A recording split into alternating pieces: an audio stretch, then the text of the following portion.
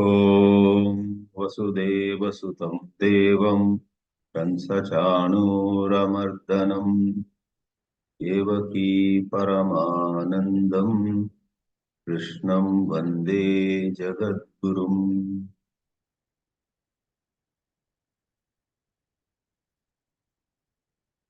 Bhagavad Gita can indeed be called the science of elevation of consciousness. All of us are conscious, but some are on a higher level of consciousness, others are on a lower level of consciousness. A human being's growth, evolution, and finally liberation are all a matter of rising vertically on the scale of consciousness.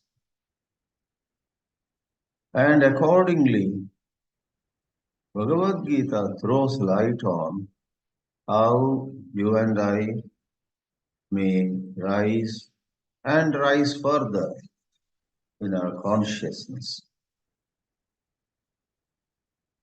Therefore, presently we are taking a look at verse 16 of the chapter 7. Chaturvidha bhajante ma jana sukritinorjuna arto jijnasurartharthi nani cha bharatarshava. Four kinds of people are devoted to me. There are four kinds of devotees, says Sri Krishna. And this is a shining example of how human beings are placed on different levels of inner unfoldment. Artha, Jidnasu, Artharthi, and Gnani. Three of them, the first three are less evolved, and Gnani is more, or why more? He is fully evolved. He or she has attained oneness with Paramatma, the Supreme Spirit. Those who want wealth, Artharthi, those who are only concerned with getting relieved from some unbearable afflictions, they are Arthas. Then even those scholars who are praying every day to God to give them more scriptural knowledge or knowledge in various other subjects. In their case, even in spirituality, spiritual context, their desire may sound very noble. Yes, it is noble. That person is not asking for gross things like money or fame, but wants more and more knowledge. But that person also misses a point. Why are you after knowledge of Shastras? Why don't you reach over to the very source of the Shastras? Shastra Yonitvat, says one of the Brahma Sutras. That Supreme Godhead is the very source of all the Shastras. And Adi Shankaracharya, commenting on that sutra, right in the early portion of Brahma Sutras, part of what we call the Chatussutri. Mostly in a whole lot of ashrams, though there are 555 Brahma Sutras or Badarayana Sutras or Vyasa Sutras, only the first four are studied in a lot of ashrams with Shankaracharya's comment. Chatussutri is studied, that itself takes sometimes a whole month, every day, an hour or two, and so on. Commenting on this third sutra, Shastra Yonitvat. God is the very source of all Shastras. Shankaracharya makes an interesting comment. He says, in the world, don't you see that when an author writes, let's say, a book of, these are my words, an author writes a book of some 2000 pages, your eyebrows go up. Oh my, 2000 pages. Right now I am reading a voluminous book, maybe 800 pages, by Vikram Sampath on the Wadayars of Mysore kingdom. Wadayars was one dynasty. Even today the Wadayar dynasty has a king in Mysore. So whether it is Vikram Sampath's excellent book on the Mysore state, or any other great work, when we look at that book, we say, wow, this man, this lady knows so much. Fine. Shankaracharya says, wait a minute. What an author has brought out in the book is no doubt very impressive. Your eyebrows are going up. But just imagine, to bring out this 200 pages volume with lot of information and insights and comments and very impressive show of knowledge, to write that, how much knowledge she would be having in her. A small part of what she knows has come out as this book. She knows maybe 10 times, 100 times, 1,000 times. Just as speakers like me speak. What we speak is one fragment of what we know. It is so everywhere, in every field. Therefore, Shankaracharya says, if you are highly awestruck by Shastras, please know that the yoni, the source of the Shastras, is infinitely knowledgeable. Sarvajnaha saha. Sarvajnam tad brahma. And thus you must know Brahma. Athato Brahma Jidnasa is the first sutra. Janmadhyasya yataha, second sutra. Shastra yonitvat, third sutra. Tattu samanvayat, fourth sutra. Like that it goes up to 555 or 556, something like that. So, coming back here, the Jidnasu, if you and I are Jidnasus, we must understand that our desire for more and more Shastra Jnana is a good desire, noble desire, God bless you. But please don't make the mistake of underestimating, undervaluing the source of all these scriptures. Source of even secular knowledge, mundane knowledge, worldly knowledge. All knowledge comes from Brahma or God. Thus, Jnani has crossed even that stage of being attached to Shastra Jnana. The Jnani at one time would have labored endlessly, seemingly, in acquiring more and more Shastra Jnana. Prince Siddhartha went from ashram to ashram, they say. He studied under many gurus.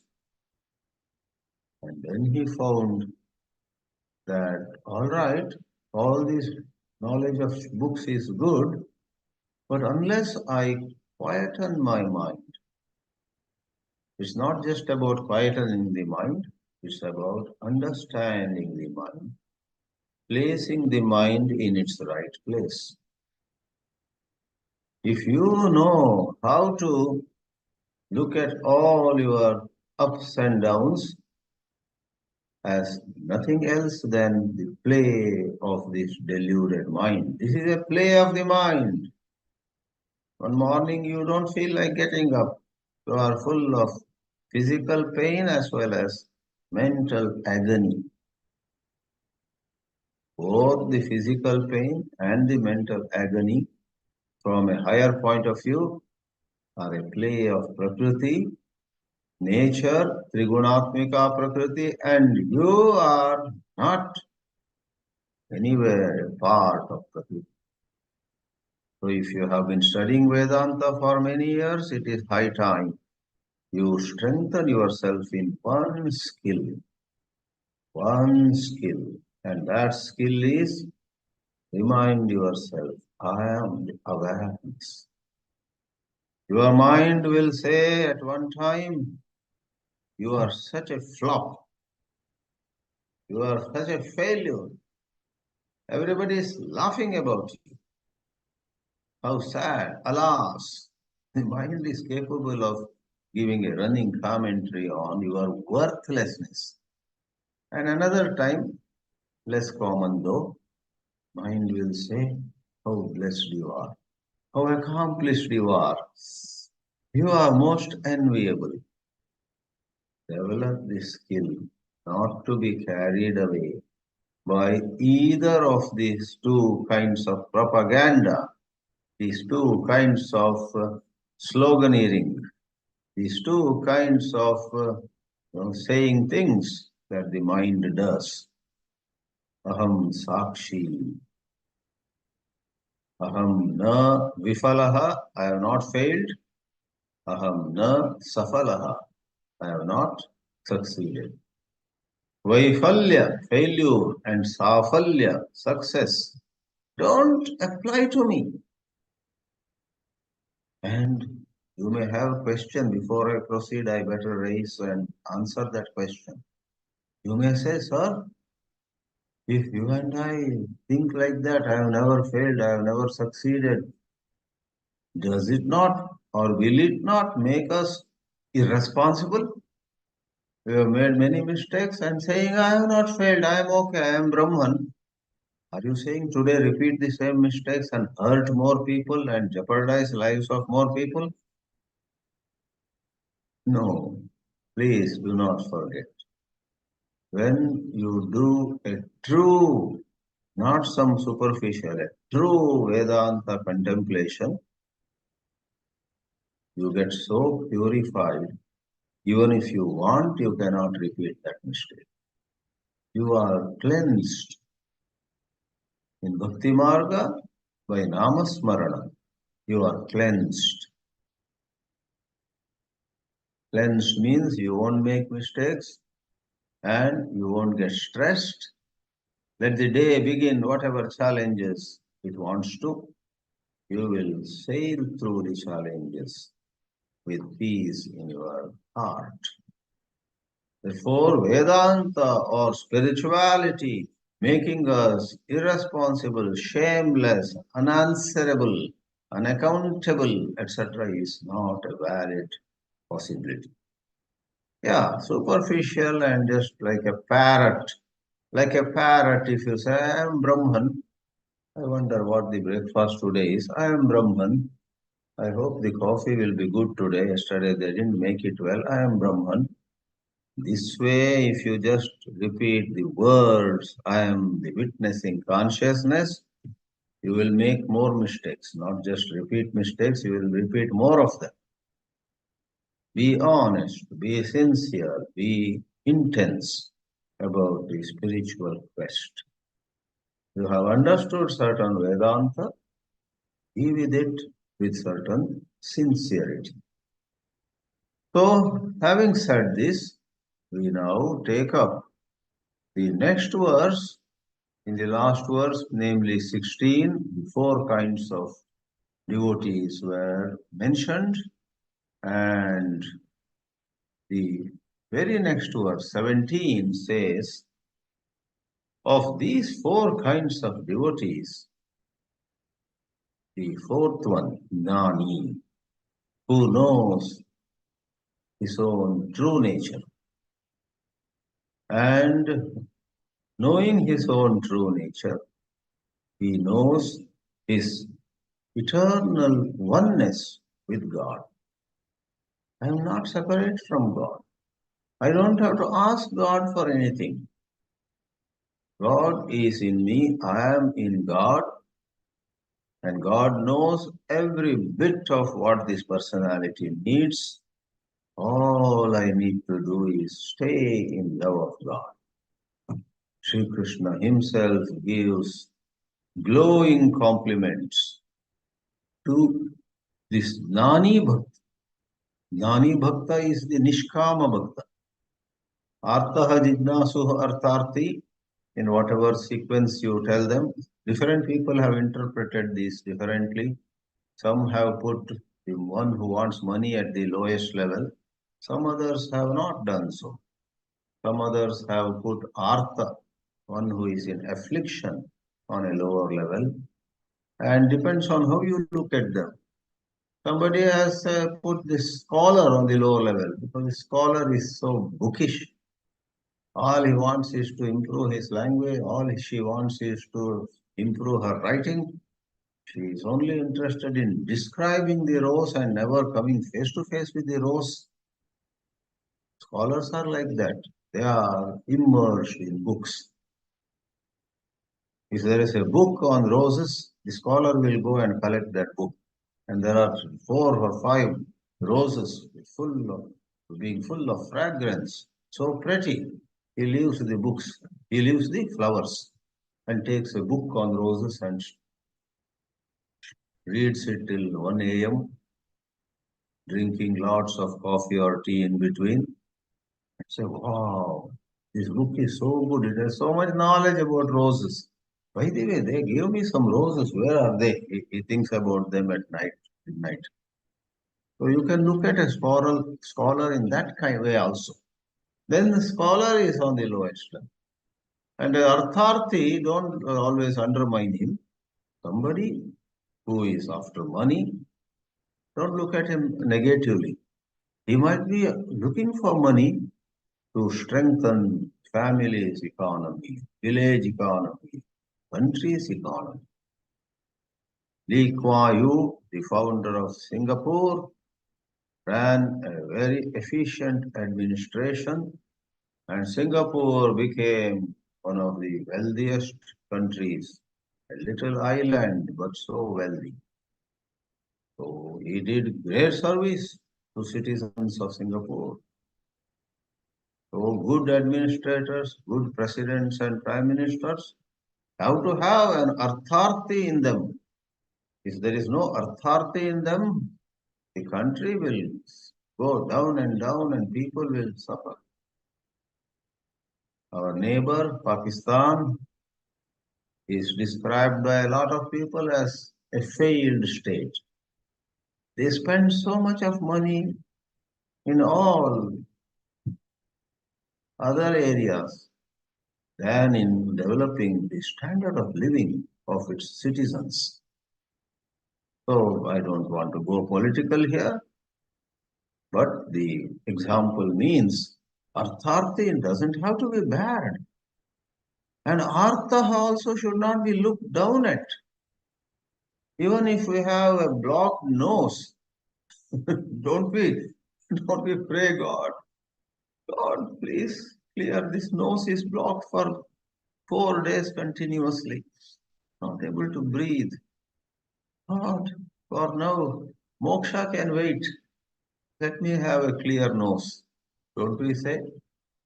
So when people are going through hardships, financial hardship, health troubles, and relationships are disturbed, they pray God, and if they don't ask God for help, whom else will they ask? Therefore, never look down at any devotee of any kind, but then, in the overall picture, Gnani is on top. So 17th verse says, Tesham Gnani Nitya Yuktaha Ekabhaktir Vishishyate. Priyo hi jnaninotyartam aham sacha mama priyaha. While chanting, we chant quarter by quarter.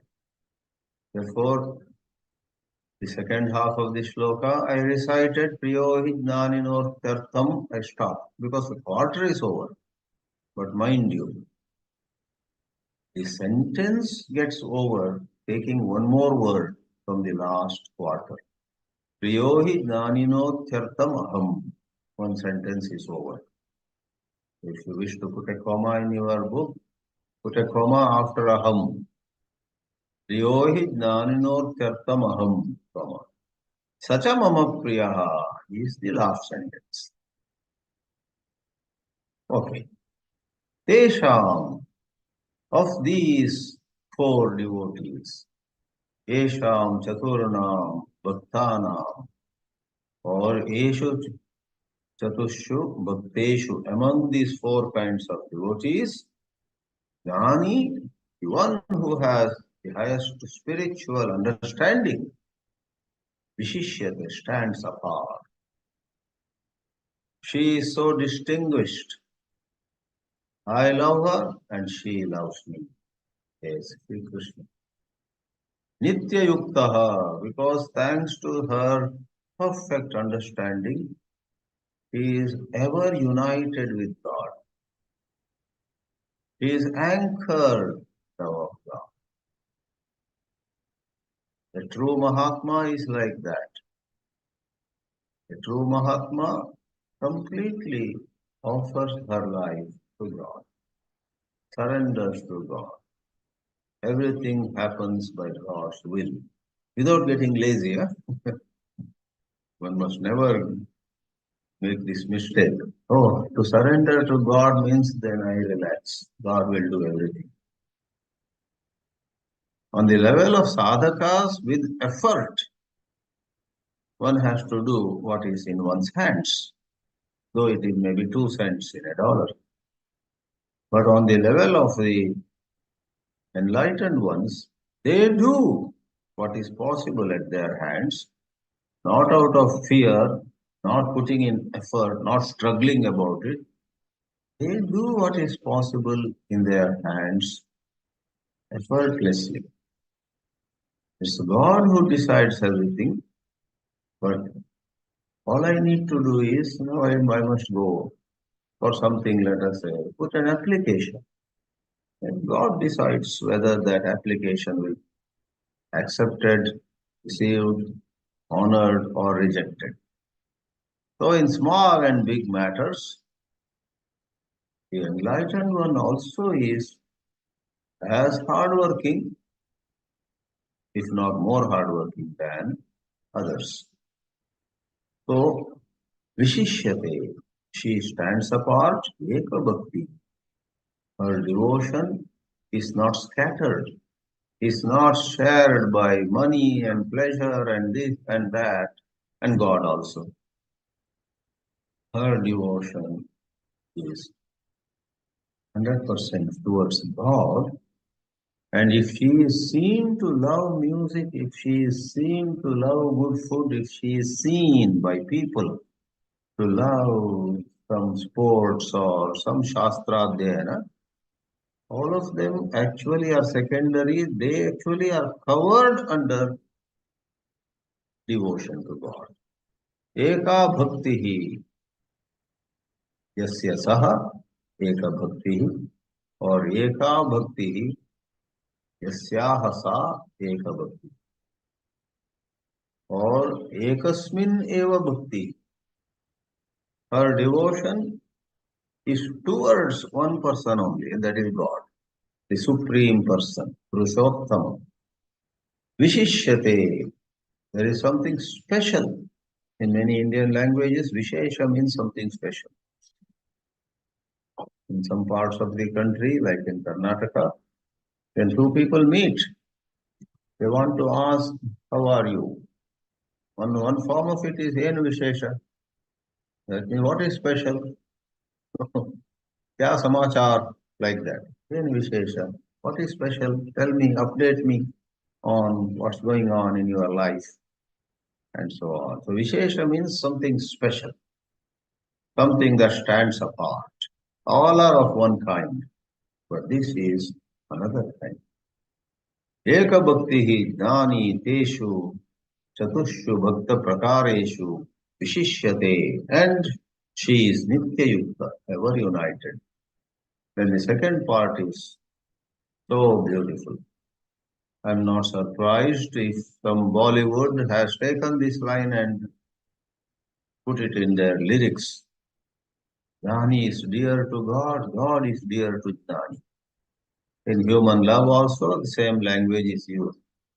Boy loves the girl loves boy, boy finds the girl in his heart, and the girl finds the boy in her heart, and a lot of lyrics by Guljar and others. I don't know who are the best lyricists these days. I am from last century. So we have the lyricists in Bollywood and so in other parts of the world. They very many times pick up from spiritual literature. So Sri Krishna has given them ideas. Aham Priyaha. Let's take the first sentence in the second half of the shloka. The prose order would be Aham, I, Jnaninaha Atyartham Priyaha. I am very dear to this kind of devotee called Jnani, and Saha, he or she, Mama Atyartham Priyaha. She is extremely dear to me too, because both of them are one. They have become one. Acharya Shankara joyously gives a few remarks, makes a few remarks. Chetesham Chaturnam Madhye Jnani Tattvavitvat. Tattvavit means somebody who knows the truth, and that state is Tattvavitva. Like Shukla is white, whiteness is Shuklatva. Krishna is dark or black, Krishnatva. Tattvavit is a knower, and being a knower is Tattvavitva. Because of that, Tattvavitvat Jnani Tesham Nitya Yuktaha Bhavati. Once she knows the highest truth, she knows her inseparable existence, inseparable from God. I am not even a nanometer away from God. Pujya Gurudev Swami Chinmayananda used to say,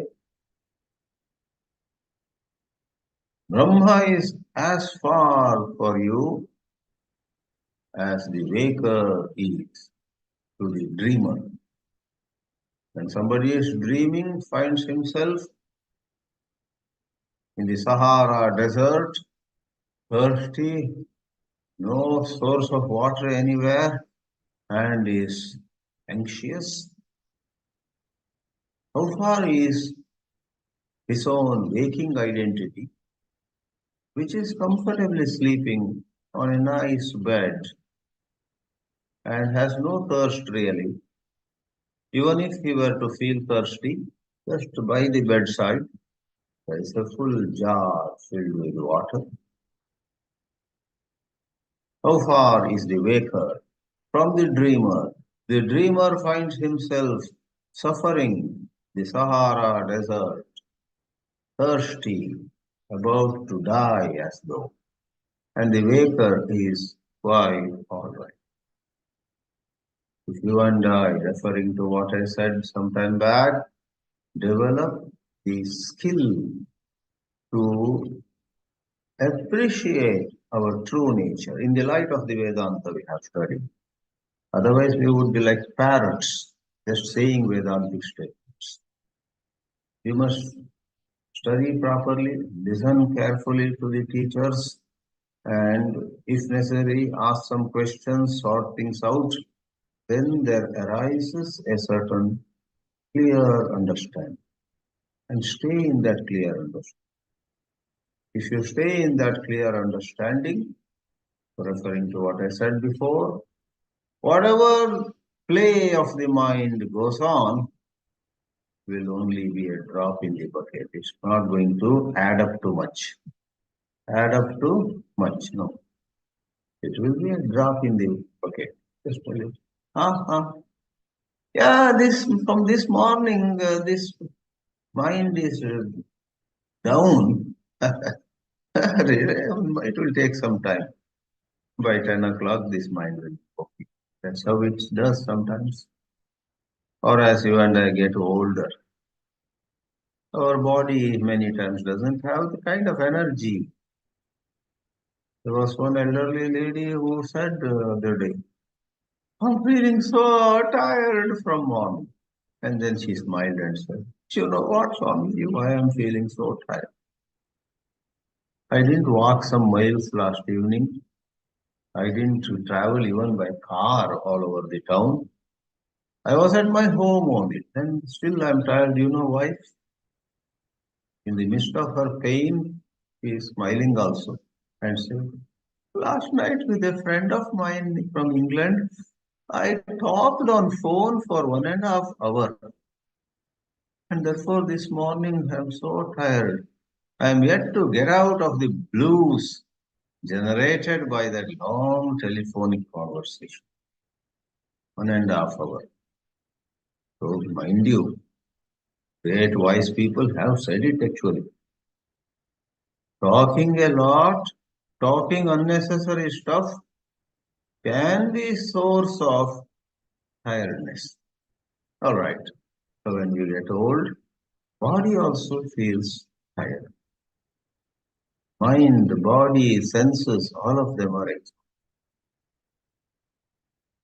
To get old is not by itself a very happy affair, but Vedanta can help to ride through old age, disease, and even death. Even death. In fact, it may not be an exaggeration to say all spirituality is nothing but exploring this mysterious topic of living and dying. In the 90s, there was a book which became a sort of bestseller, the Tibetan Book of Living and Dying.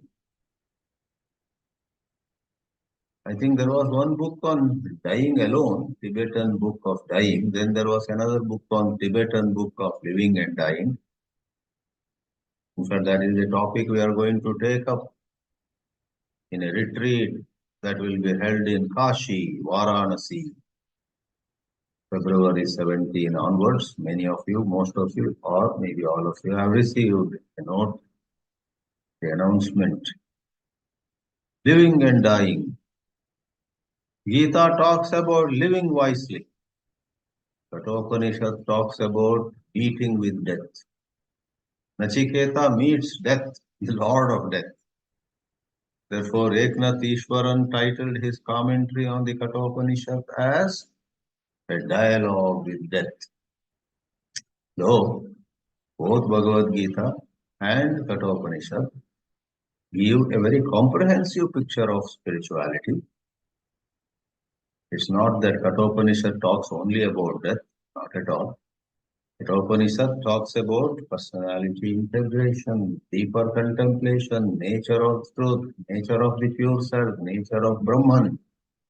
Upanishad sprinkles so many noble values of human living upon us.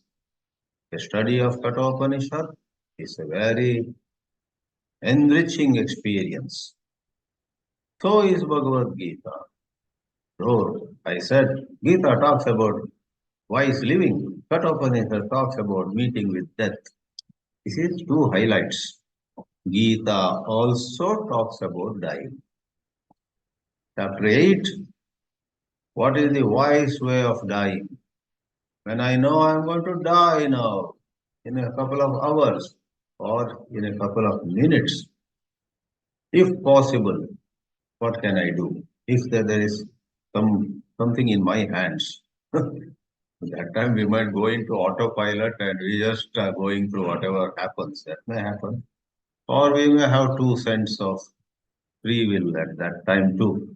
I can either think of, oh my God, I didn't complete watching that movie. Looks like I have to die now. Well done, Abba. I have not seen that movie, but yesterday somebody said to me, Swami, you must watch Well Done, Abba. I didn't even know that there is a movie of that name. In some context, Dr. Prabhu of Goa said to me, Swami, you must watch Well Done, Abba. And imagine, I see half of that movie, Well Done, Abba. That is a Bollywood. I first thought it's a Hollywood movie, Well Done English. And he clarified, no, no, it's an Indian movie, Oman Irani or something. Anyway, I should not talk more on politics or movies or sports or those things. So I have a choice. I'm dying. I watched only half of Well Done Abba. So I could think of it. At least I could have finished that movie. Finally, what happens to the hero or the heroine? Or I can say, forget that movie. Forget all these things of the world. It seems I have few minutes left now. Let me think of God. Sri Krishna in chapter 8 describes how we need to focus our mind on the midpoint of the eyebrows and repeat Om. By saying Om, he also makes room for Ishta Devata and so on. If you are a devotee of Sri Ram, Sri Ram, Sri Ram, Sri Ram. In between, well done, Abba comes. Push it away. Get away from me. Sri Ram, Sri Ram. And a lot more.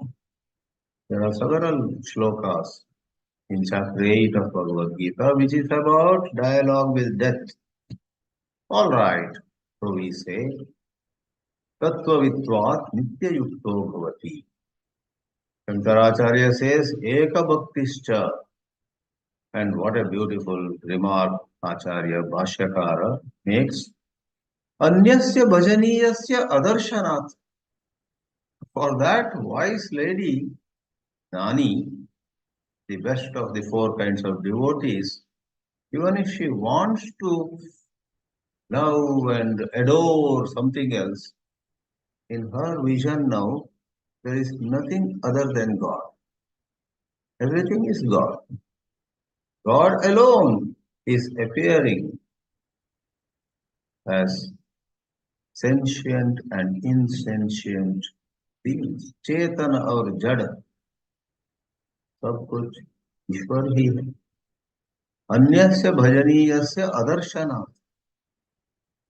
Like Kanakadasa, who was asked by his teacher Vyasaraya to eat a banana somewhere where nobody is watching, came back without even taking a bite. All others had managed to find some solitary place apparently. Kanakadasa then says, wherever I went, someone was watching me. Who was watching you? Sri Krishna. There is no place where Sri Krishna is not watching me, watching us. Therefore, I came back with the banana untouched. So that is Nani Bhakta. Kanakadasa knew God's presence wherever he went. Likewise, this Nani knows her intimate connection with God. It's all rise of consciousness. It's all about inner growth. And in the language of Jnana Marga, it's all a matter of greater clarity. Never make the mistake of saying, I have read enough. Now I'll only meditate. There are many people who, one sadhu other day gave me all his books. Keep them. Inside me, I felt a little bad. Because that sadhu, living in some village in Orissa, says he has made a small kutia near Rourkela in Orissa, in a village. Not Rourkela is a big city, but in a village near Rourkela, he has made a little cottage. And he has lived in many ashrams, listened enough to, according to him, I have listened enough, Bhagavad Gita and Brahma Sutra, everything. Now, rest of my life, I will just meditate. So I accepted the books he has given to me, but then I said to him, please revise at least Gita, Viveka Chudamani, just 2 or 3 works, keep revising. Your intention to meditate for the rest of your life, with short breaks for food or something. Engage only in meditation. Said that is okay, but please remember your mind may forget even the basics of Adhyatma Vidya. Just to ensure that you remember the basics. Just to ensure that you are able to connect to a higher vision for which that higher vision should be available. As we get older, we forget all kinds of things. I've heard that some husbands do not remember wives' names. Some, whatever you are, Alzheimer or something happens. A mother in Los Angeles, an Indian lady, last so many years, she was so fond of one son of hers. That son has some challenges. The mother's life was revolving around that son. The other sons are doing well. This son has some challenges, so the mother took care of him, and day and night she was concerned with. Now recently he has got Alzheimer's. And other day to that son, he said, Yaru you, aap kaun hai? But the son is very understanding, though he has some other challenges. He otherwise is very understanding. So he says to me over phone, Mom did not recognize me yesterday. I was laughing. Mom is forgetful. Her last days apparently have come. So anything could happen. So what to talk about Shastra Jnana? If you say I will only meditate, sorry, it may not be a sattvic thought. It may be a tamasic thought. You are trying to run away from the noble, life-giving scriptures. Don't run away from scriptures. You don't have to keep a lot of books like speakers or writers like me keep. Because we have to speak, we have to write, we have to go around, we have to address audiences of different kinds. Therefore, we are all the time staying in touch with the things necessary, and knowingly or unknowingly, things unnecessary also come on our plate. That's our prarabdha. You need not get into that prarabdha. You may not have that prarabdha, but read essential work. Even Swami Vivekananda, while traveling in abroad, I believe, was carrying 2 books. One is Bhagavad Geetā, another is some Christian classic. Not getting its name, but a Christian classic he was carrying. Because he was exposed. Maybe in Kolkata he went to, convent Christian school, missionary school or something. Maybe it was Brother Lawrence's book or the other one. There are some 2 or 3 great classics of Christianity, not Bible, but one of the others. He was carrying that. If he had to carry 1 or 2 books, what about ordinary sadhaks? Anyway, this Eka Bhakti, what is meant by Eka Bhakti? Why is her devotion only to God? She doesn't see anybody else or anything else than God. Ataha saha Eka Bhakti vishishyate vishesham adikyam apadyate atirichyate. There is something adikya. Adikya is the abstract noun formed of adhika. Adhika means more. Adhikya. There's something more to him or more to her as compared with anybody else. Priyo hi asmat aham atma jnaninaha. I am very dear to her. I am very dear to her, and then she is very dear to me. Atah tasya aham atyartam priyaha prasiddham hi loke atma priyo bhavati. Shankaracharya's Advaitic comment comes in every now and then. Why the Gnani, this lady, loves God the most is because in this world, Prasiddham, it's well known, everybody finally loves himself the most. Everything else comes second. You and I, however selfless we may be, however caring, loving towards others we may be, but we love ourselves the most. Atma Priyo Bhavati. And Krishna says, he is the Atma of the Jnani, and Jnani knows it. Sri Krishna is the pure self in Jnaninaha Atmatvat Vasudevaha Priyo Bhavati. Ask that lady, why do you love Sri Krishna so much? You must love yourself first, oh dear, you say to her. She says, but Sri Krishna is the self in me. To love myself is no more different from loving Sri Krishna.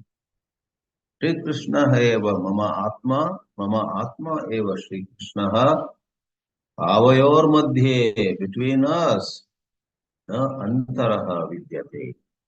Upanishad spirit is, the spirit of Upanishads is evident everywhere.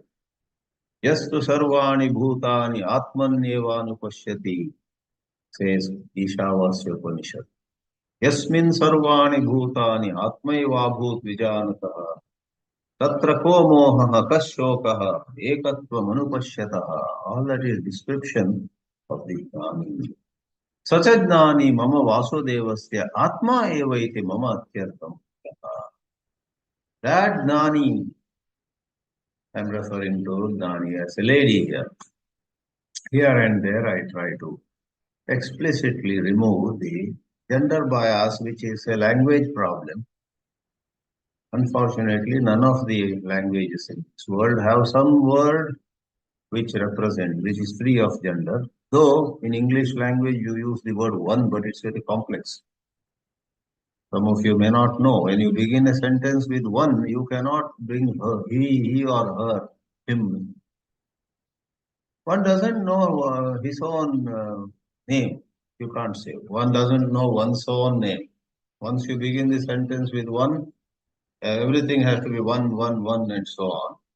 So, Bhagavad Geetā here uses the word masculine, but I am interpreting it as a lady because the teachings apply to both men and women.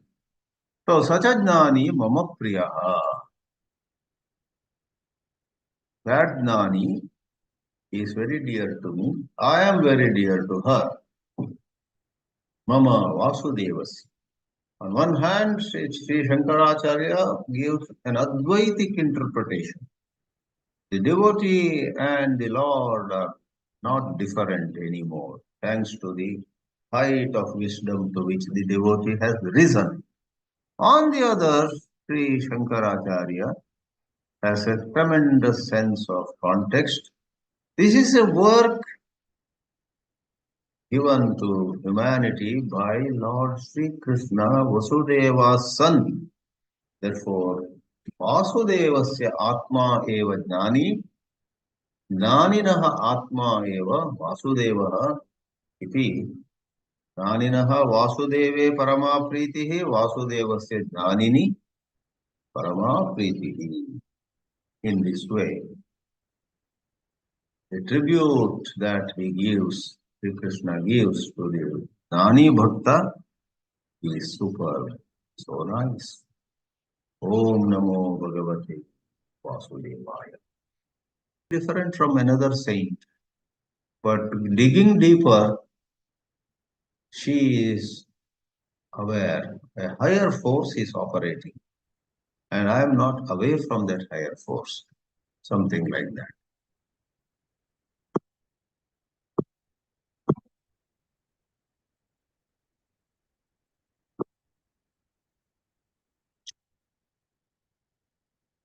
All right. Yes. Om Namo Bhagavate Vasudeva. Hari Om.